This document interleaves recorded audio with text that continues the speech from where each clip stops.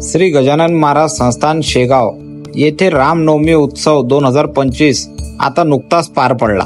उत्सवाच्या पहिल्या रात्री आनंद विसावा परिसरात उत्सवाकरिता आलेल्या हजारो दिंड्या थांबलेल्या होत्या।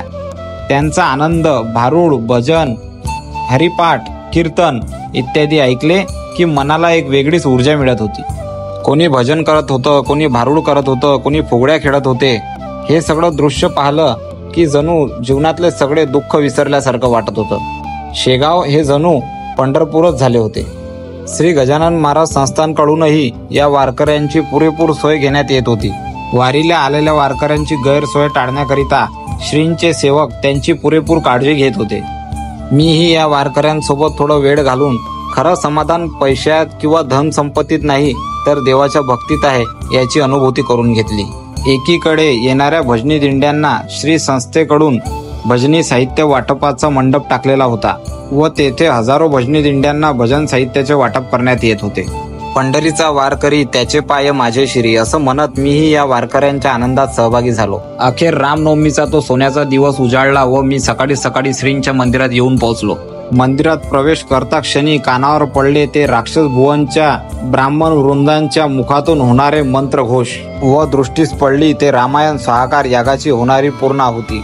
पूर्ण आहुती होता बरोबर श्रींच्या सेवेकऱ्यांनी अगदी 5 मिनिटात पूर्ण यज्ञ मंडप स्वच्छ केले। हे फक्त शेगावलाच होऊ शकते, इतर कुठेही नाही। एकीकडे श्री राम जन्मोत्सवानिमित्त श्रीरामबुवा ठाकूर यांचे श्री राम जन्मोत्सवाचे कीर्तन सुरू झाले व दुसरीकडे तयारी सुरू झाली ते श्री राम प्रभूच्या जन्माची। ढोल नगारे व हजारो भाविक भक्तांच्या उपस्थितीत आपले मर्यादा पुरुषोत्तम प्रभू रामचंद्र जन्माला येणार होते। 12 वाजले व आपले हिंदू धर्माचे आराध्य दैवत प्रभू श्री रामचंद्र जन्माला आले। प्रत्येक भाविक भक्ताने आपले हात वर करून प्रभू श्री रामचंद्रांचं स्वागत केलं।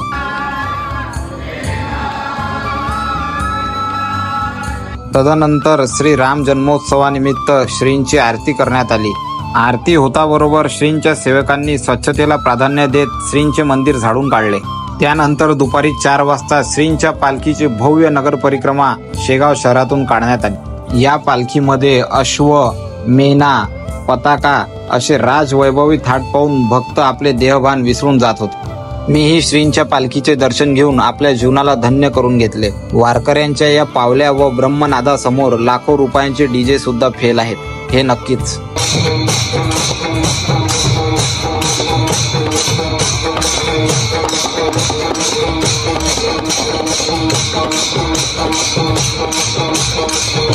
उत्सवानिमित्त रात्री श्रींच्या मंदिरावर होणारी ही विद्युत रोषणाई पाहून श्रींचे मंदिर जणू स्वर्गच झाले होते अशी अनुभूती प्रत्येक भक्ताला येत होती।